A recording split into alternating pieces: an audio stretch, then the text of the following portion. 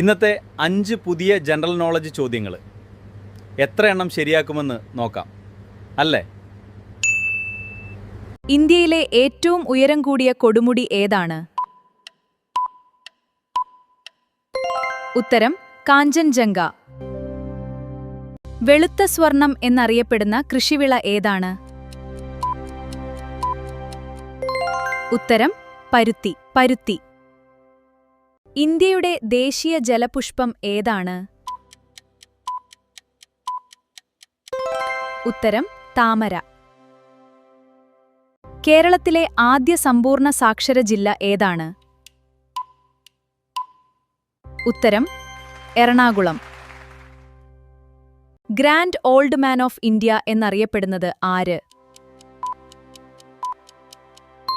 ഉത്തരം ദാദാഭായ് നവരോജി.